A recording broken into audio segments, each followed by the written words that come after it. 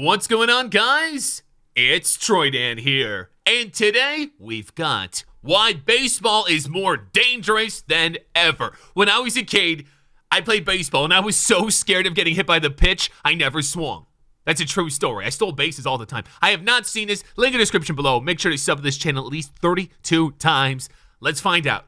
Go. Being a Major League Baseball player is more dangerous than ever, which is ironic because this used to be legal. Players used to come home like this and nobody got thrown out of the game. Stadiums had concrete walls, no netting to protect fans, and no dugout fences. Yet somehow, more players are getting injured today than ever before. Really? Teams used to be so bad at treating injuries that the Reds once sent a pitcher to the dentist because his arm hurt. He got a tooth pulled, but his arm still hurt. Today's pitchers are throwing less pitches, doing more arm care, and getting the best medical care in the world. But there have been more Tommy John surgeries in the past year than the entire decade of the 80s. Hitters are wearing more elbow guards, face guards, and helmets, but are getting hit in the face and injured from it more than ever before. A pitcher once had his season and arguably his career ruined because he hurt his arm from playing too much Guitar Hero.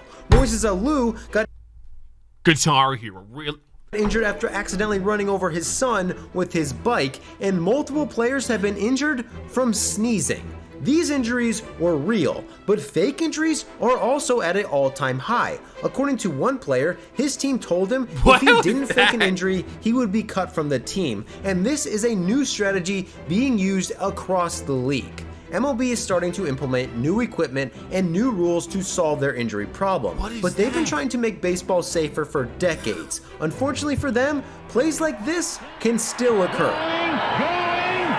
Oh my God, Unlike most sports in baseball, the out-of-play area is separated by a wall that is still in play, which has caused a safety hazard for over a century. Early MLB stadiums had walls that were concrete. Pete Reiser fractured his skull running into a wall, was temporarily paralyzed from running into a different wall, and fractured his skull a second time after running into a third wall. MLB gradually switched to chain link fences, which were also dangerous. Willie Mays got knocked out cold while colliding with a chain link fence on this play and still somehow caught the ball. Eventually they switched to padded walls, which also had problems. Turner Ward completely smashed through one of these on this play and still managed to throw the ball. Yo, these are shiny walls. Now the walls are almost all padded and secured, except for a few chain link bullpen fences and scoreboards, which players do occasionally run face first into. I have an idea. They should put a trampoline wall, so if they go on and they bounce off. Think about it, MLB. You can have that idea. Has a massive incentive to invest in safety like this because owners lose millions of dollars paying injured players every year. In 1998, teams paid $116 million in salary to injured players who couldn't even play. That's a lot. In 2021, that number went up to an insane $871 million. That is a 750% increase during a stretch where the average salary increased around 300%. So owners are losing more money than ever due to injuries, and when this happens, things usually change, which is why you can no longer do this. In the 1977 ALCS, Hal McRae broke up a double play by running right through the bag and trucking Willie Randolph, allowing the run to score. 2 days later, Craig Nettles didn't even try to slide and ran over Frank Wright to break up another double play. George Brett got Nettles back the next day after sliding into third and pushing him. Nettles responded by kicking him in the face, and the two teams started a fight. All three of these plays were deemed completely legal, and not a single player got suspended. You used to be able to slide into a bag any way you wanted until this happened in the 2015 NLCS. With the tying run on third, Howie Kendrick hit a soft ground ball to second. Stopping this double play would tie the game, so Chase Utley slid extremely hard, breaking up the double play and also breaking Ruben Tejada's leg. After appealing the initial suspension, MLB ruled this was a completely legal slide, but Tejada was never the same player again, and the backlash from across the league led MLB to completely outlaw the takeout slide unless the fielder was directly in the way of the bag. MLB's goal was to stop collisions on the base paths. They no longer wanted to see plays like this. In 2006, Brian Anderson hit a fly ball to left. AJ Pierzynski tagged up. ran home and absolutely destroyed Michael Barrett. He punched Brzezinski in the face and the benches cleared. Michael Barrett thought this play was dirty because he didn't even have the ball yet. However, this slide was completely legal until this happened in 2011. Scott Cousins tagged up on a fly ball, came home and ran over Buster Posey to score the go-ahead run. Posey missed the rest of the season, and even though this play was also completely legal and accepted throughout baseball history, Cousins got death threats, and the Giants GM even said, quote, "If he doesn't play another day in the big leagues, I think we'll all be happy." A few years later, MLB implemented what is known as the Buster Posey rule, which banned catchers from blocking the plate without the ball and runners from going out of their way to run over catchers, essentially banning any collision at the plate. By banning this, MLB saw a 45% drop in injuries caused by home plate collisions, and by banning taking out a runner at second base, they saw a 36% decrease in injuries. I never knew this was such a problem. However, the number of injuries overall have increased dramatically since these rules were implemented. Position players get hurt sliding more than any other play. Sliding injuries are most likely to occur during slides into second base or into home, and are nearly twice as likely to happen when sliding head first. Sliding feet first used to be a way runners could intimidate fielders, making I like to slide cock first. Sorry, I don't know why I said that. them more hesitant to block a bag or risk getting spiked. But since taking out fielders has been eliminated from the game, there's way less incentive to do it, causing more head-first slides and more injuries. Banning collisions is only one of several reasons head-first slides are occurring more frequently, but this shows that even rules that make some players safer have unintended consequences that make the game more dangerous to others. But baseball has come a long way, because until somewhat recently, stadiums were essentially death traps. Remember that guy Dugouts that didn't fell, have protective died? That's fences. crazy. Players often fell into them and got hit by foul balls. In 1999, Mo Vaughn fell into a dugout trying to make a catch. Yeah, I've and seen hurt some of his this ankle. while they're The running LA in the Times dugout. wrote, quote, "What's next? Protective nets in the dugout?"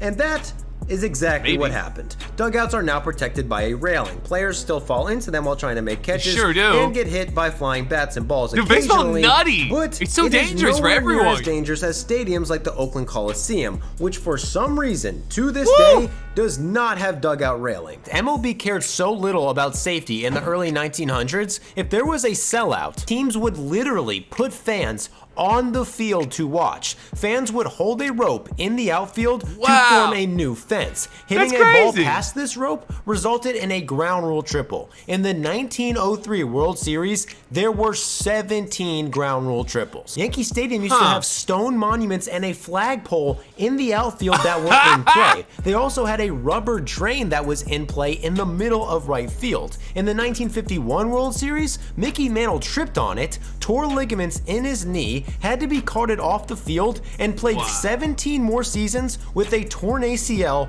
that was never repaired. As recently as the 70s, throwing things on the field happened so often that umpires sometimes didn't even stop the game and continued playing with debris on the field. Phillies fans threw so many things at Dick Allen that in 1969, he started wearing a batting helmet while he played in the infield. MLB didn't start requiring hitters to wear helmets until 2 years later in 1971.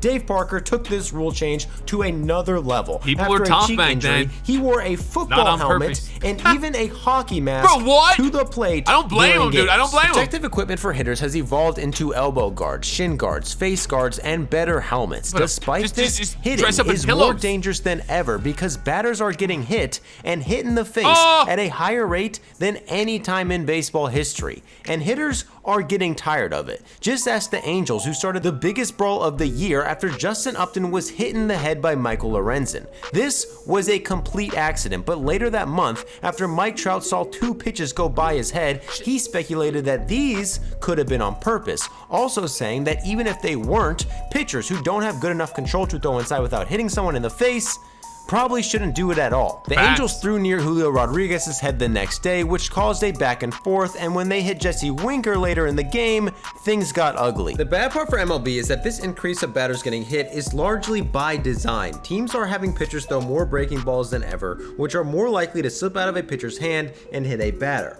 When they do throw fastballs, they aim them high in the zone or on the inside corner more than ever before, causing more pitches near batters' heads and hands. Teams have found that pitchers pitchers with more velocity and pitch movement are more valuable than pitchers who just have good control. Meaning that there are a ton of pitchers with nasty sliders and 100-mile-per-hour fastballs who are being told to throw high inside because they are the hardest pitchers to hit. Unfortunately, they're also the ones who are most likely to hit a batter. Last full Major League season had 2,112 hit-by pitches, which is an all-time high. And this study found from 2011 to 2014, 1 out of every 21.7 hit-by pitches resulted in an injury. Also finding that the faster the pitch was, the more likely an injury would occur. I never realized baseball was this dangerous. This is really eye-opening. So velocity has increased since then, so there's I thought it was just a pussy for not wanting to get hit. Higher now. I was smart. Arguably more concerning is that nearly 1 out of every 3 pitches that hits a batter in the head causes an injury. And until the high fastball stops being effective, this trend will be tough to stop. But MLB is trying. This offseason, the league tried to implement a rule that automatically ejected any pitcher who hit a batter in the head, regardless of if it was on purpose, as well as a hit-by-pitch point system. Each hit-by-pitch would count for a certain amount of points, depending on where it hit the batter. Once a pitcher passed a certain amount of points, they would be immediately ejected. The players have rejected both of these rule changes, and this is not the only time players have rejected things that made them safer. In 2009, MLB helmets supposedly only protected them from pitches going up to 70 miles per hour. The average fastball was 91 miles per hour, so Rawlings introduced a new helmet that protected against a 100 mile per hour pitch. But barely anyone wore it because they were too big and looked weird. Following an influx of line drives hitting pitchers that was the other thing I was scared of. I never wanted to be a pitcher because I didn't want to get hit with the ball. These may have been the scariest. He required emergency surgery that scared me even had more a seizure due to a line drive.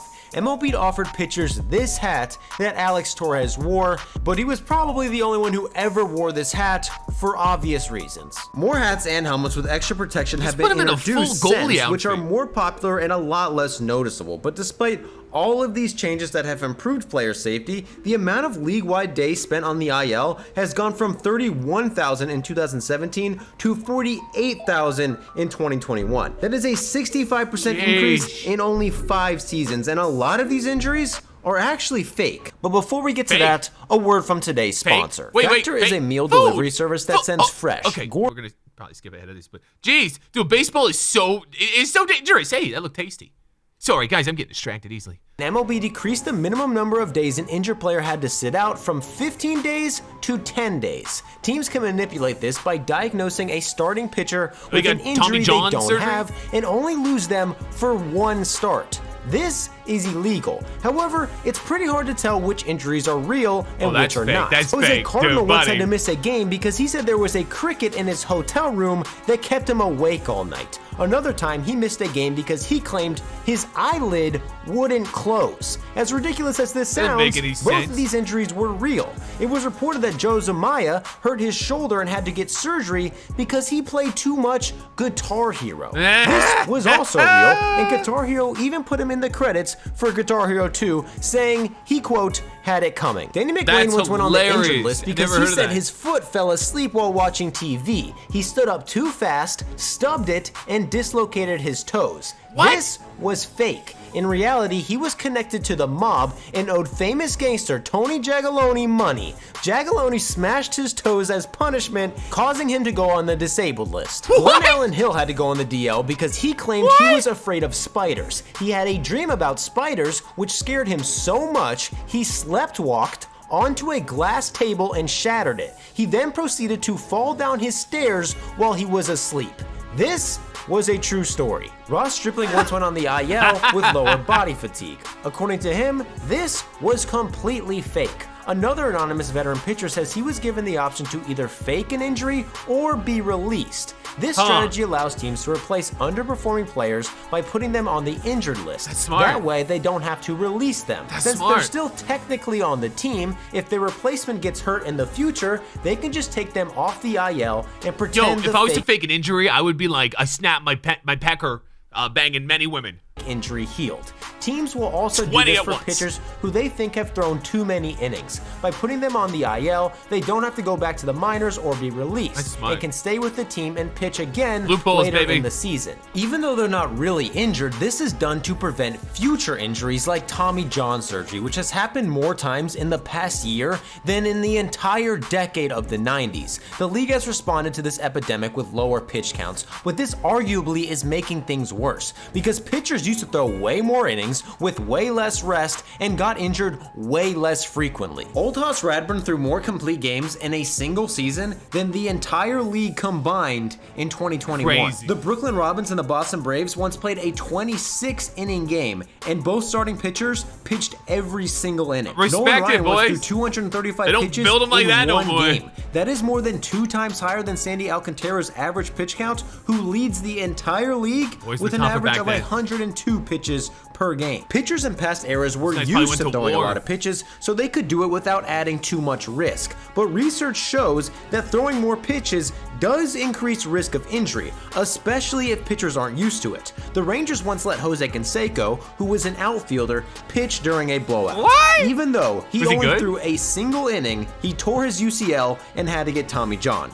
The only way to throw a He lot got of Tommy pitches John. without having a high injury risk is to get used to throwing a lot of pitches. The only way to do that is to throw more pitches, which also increases your injury risk. This is why solving elbow injuries for MLB has been so hard. No, and has this made is why Tommy they should have steroids in baseball. Free Tatus. I John don't surgery care. Everyone the number one juice. most damaging injury in the sport. Not only because it happens so frequently, but because Baseball it was takes lit in the forever 90s. to heal, Telling and you. rushing a pitcher back Everyone's on can be steroids. even more catastrophic. the Dave guy from the Trevecki Nail once Boys? had to get a cancerous tumor removed from his arm. He survived, and against all odds and the doctor's orders, he returned in less than a year. In his second start back, he snapped his arm so bad Oh. it reportedly could be heard throughout the stadium. He was out for the season, but a few months later, while celebrating with his team, he broke his arm again. And as bad as this was, the doctors did an x-ray on it and discovered his cancer returned, ending his baseball career forever. Tommy He's John not- has an oh my, he lost his arm. 84% success rate, but pitchers take 12 to 18 months to return from it